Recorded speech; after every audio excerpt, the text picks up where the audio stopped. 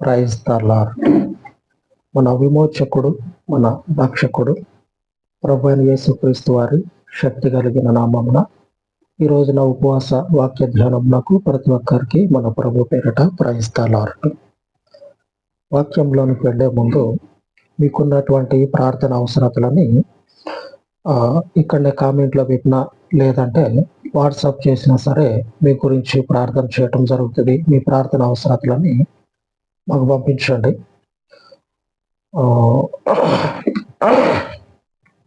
అలాగనే మీ కానుకలు పంపించాలనుకుంటే Google pay number ఉంటుంది. ఆ వాట్సాప్ నెంబరే గూగుల్ పే నెంబరు, దానికి పంపించవచ్చు. దేవుడు మిమ్మును మీ కుటుంబాలను దీవించును కాక. ఇకపోతే వాక్యాన్ని ధ్యానించుకుందాము. దేవునికి శత్రువుగా ఉన్నటువంటి ఒక మనుషుడిని దేవుడు ఏం చేస్తాడంటే ఆ మనుషుని యొక్క జీవిత కాలం అంతా కూడా దేవుని శాపాల చేత మొత్తుతూనే ఉంటాడు. ఎప్పుడు దాకంటే వాని యొక్క ఆయువు తీరేంత వరకు వదిలిపెట్టాడు. ఒక్కొక్కసారి నేను అనుకుంటా, నేను కూడా అందరిలాంటి మనిషినే కదా. ఒక్కొక్కసారి అనిపిస్తుంది, ఎవరన్నా మనకి విరోధంగా తిరుగుతారు కదా, కోపం వచ్చినప్పుడు ఇక అది చేయాలి ఇది చేయాలని చెప్పి నేను అనుకుంటాం. అనుకున్న తర్వాత చివరికి మళ్ళీ అనిపిస్తుంది, నేనేం ఆలోచన చేస్తాను తెలుసా, కోపం వచ్చిన తర్వాత మనకున్న కోపం అంతా కక్కేసిన తర్వాత ఇట్లాగా ఇక రొప్పును పడి ఉన్న కోపం అంతా, ఆ బలం అంతా పోయింది కదా. పోయిన తర్వాత రొప్పును పడి ఇక ఆలోచనలో పడతాం. ఎంత తిట్టుకున్నా ఏ ఉపయోగం ఉంది? అక్కడ ఏం జరిగింది? ఏం జరగల. కాకపోతే నాకున్న కోపాన్ని బయట పెట్టుకున్నంత మాత్రాన ఆడేమో జరుగుతుంది అంటే ఏమి జరగల. పైపెచ్చు జరగకపోగా ఆయాసంతో కూర్చొని బాధపడాల్సి వస్తుంది. ఇదొద్దు, ఇట్లాగొద్దు. దేవుడు మనకి తోడుగా ఉండి ఈ రోజున మనకి దేవుడు వాగ్దానం చేస్తూ ఉండడం, మీ జీవిత కాలం అంతా పరిచర్య జరిగినంత కాలం ఆయన వచ్చేంత వరకు మనకి తోడుగా ఉంటాడు. ఆయన వాగ్దానం చేస్తూ ఉన్నాడు. సంఖ్యాకాండము 10:35 ఉపవాస వాక్య ధ్యానంలో భాగంగా ఈ రోజున దేవుని యొక్క ప్రమాణ వాక్యము, నిన్ను ద్వేషించువారు నీ ఎదుట నుండి పారిపోదురుగాక. దేవునిని ద్వేషించేటువంటి వారు ఎవరైతే ఉన్నారో వారు ఏం చేస్తారంటే దేవుని ఎదుట నుంచి, దేవుని సన్నిధిలో నుంచి, ఆయన ప్రజల యొక్క సరిహద్దుల్లో నుంచి పేట్టుమని కొడితే ఎట్లాగైతే కనపడకుండా పోతుందో, సుడిగాలు కనుక కొడితే ఎట్లాగా అంత దూరంలో పడతారో అట్లాగా దేవుడు కనుక కొట్టిండంటే పోయి అంత దూరంలో పడతారు. పోయి కనపడరు. ఇక దేవుని యొక్క కోపం అనేది ఇట్లా ఉంటుంది. మరి ఆ కోపానికి మనం అప్పచెప్పాలి, కానీ మనకున్న కోపాన్ని బయట పెట్టుకొని ఆ తర్వాత రొప్పుకుంటా ఆయాసంతో కూర్చోవటం అవసరమా? వద్దొద్దు. దేవునికి అప్పచెప్తాం. మనకున్నటువంటి ఈ ఆలోచనలో ఈ కోపం అనేది కొద్దిసేపే. ఆ తర్వాత చెప్పే కదా, ఇక గడ్డం కింద చేయబెట్టుకొని ఆయాసంతో కూర్చోవలసి వస్తుంది. దేవుడు ఏం చేస్తాడో తెలుసా, ఆయనకి గనక కోపం వచ్చిందంటే, ఆయనకి గనక తీక్షణమైనటువంటి ఆగ్రహానికి గురైందంటే, ఆయనకు గనక తీక్షణమైనటువంటి ఆగ్రహం వచ్చిందంటే ఆ మనుషుని జీవిత కాలము కూడా దొక్కిందంటే ఇక నిలదొక్కోలేరు.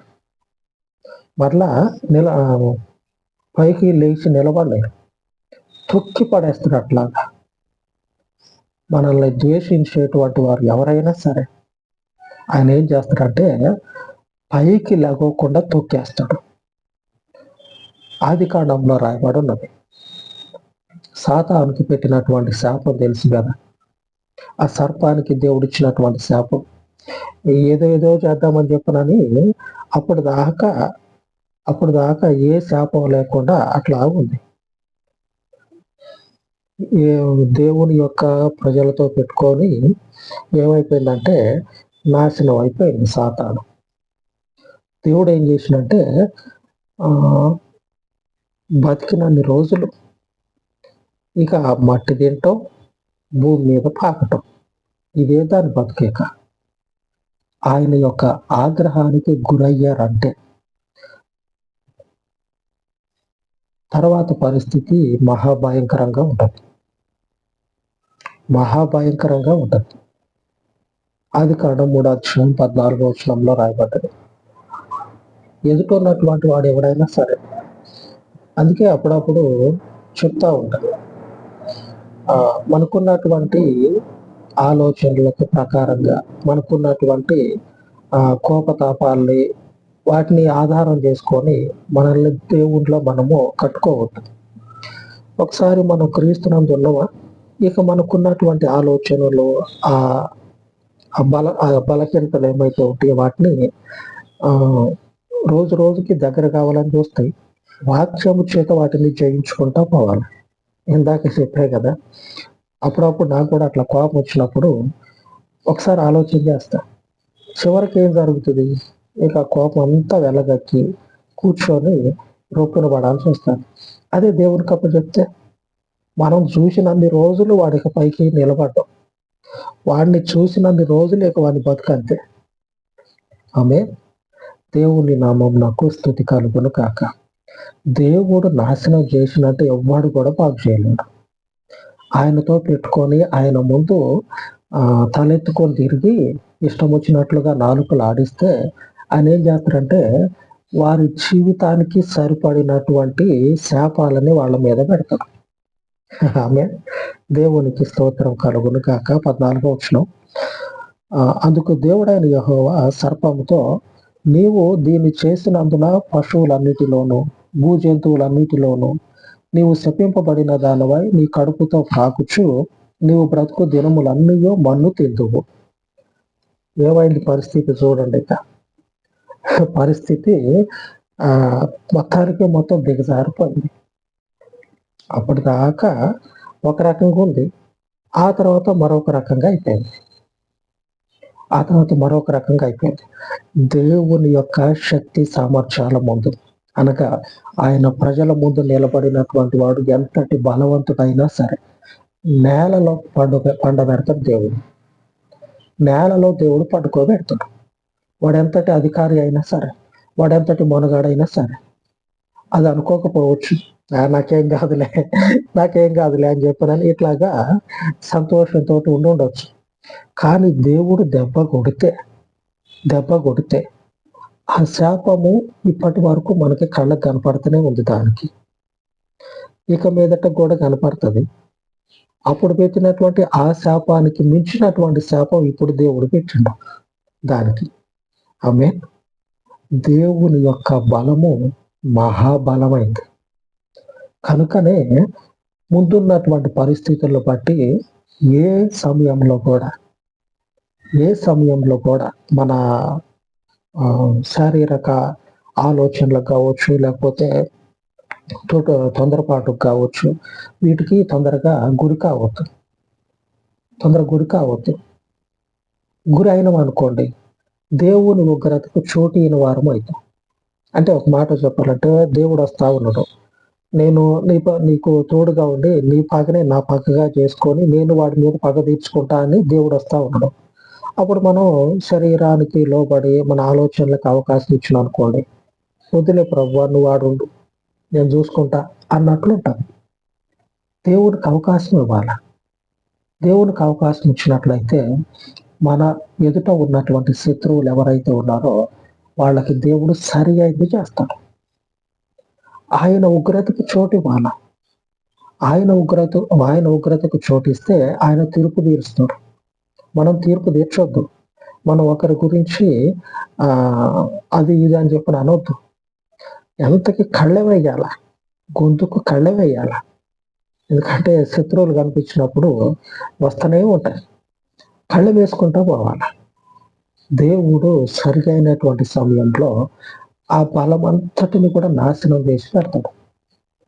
ఎవడైతే ఉన్నాడో వాళ్ళు మన ఎదుట నిలబడరు, పారిపోతారు. వాళ్ళు పారిపోయి మళ్ళీ వస్తారా అంటే రానికి అవకాశం లేదు. పారిపోయినటువంటి వాడు ఉత్తగా పారిపోతారంటే పారిపోనివ్వడం. వాని మీద వానికి ఏదైతే దేవుడు నిర్ణయించిండో ఆ శాపాన్ని పెడతాడు. అది కూడా సరిగ్గా పెట్టిండు. దేవుడు సరిగ్గా పెట్టిండు అని చెప్పనని అనుకునే విధంగా ఉంటుంది.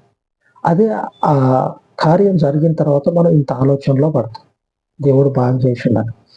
అదే మనం ఆ కార్యం జరగక ముందు మన ఆలోచనలకు అవకాశం ఇస్తే పరిస్థితి వేరేలాగుంటుంది. ఆయనే సరియైనటువంటి తీర్పు తీర్చగలిగిన దేవుడు. ఆయనకి విరోధులు మనకి కాదు. మనకి ఎవరైనా విరోధులు ఉన్నారనుకోండి, పడనటువంటి వాళ్ళు ఉన్నారనుకోండి, మనకెవరు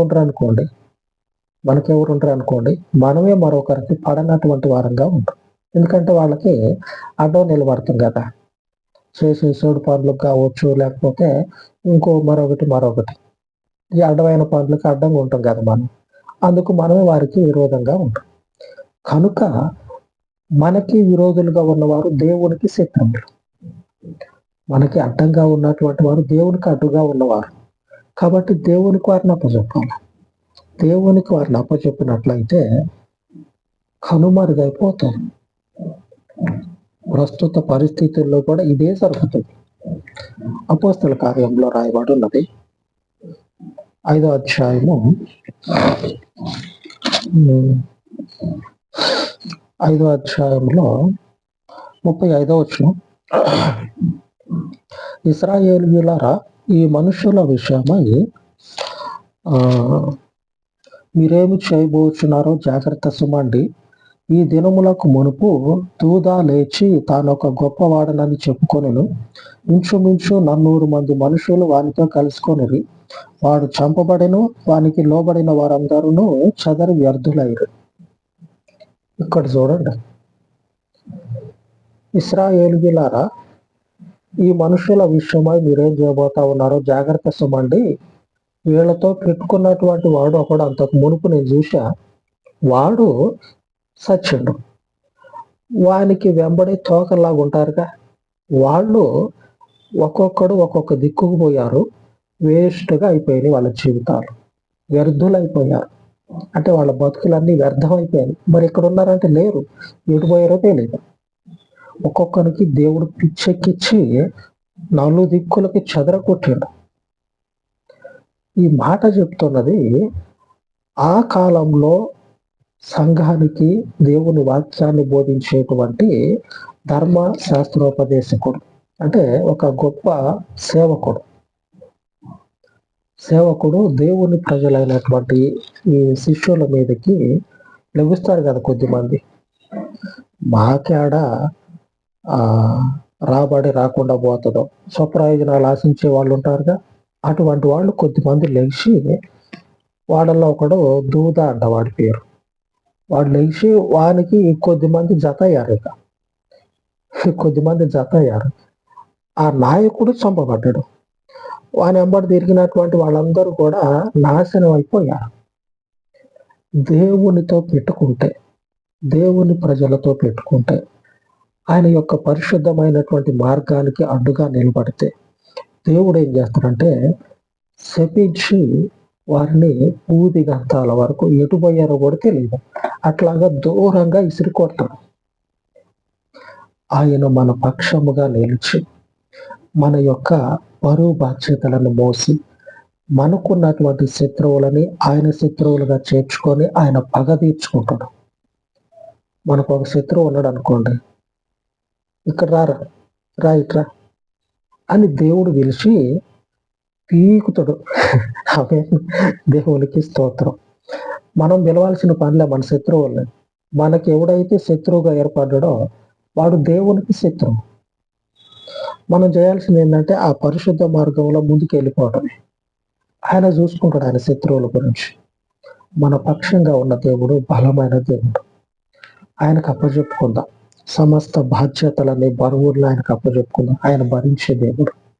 ఆ మహిమ కలిగిన దేవునికి ప్రార్థించుకుందాం.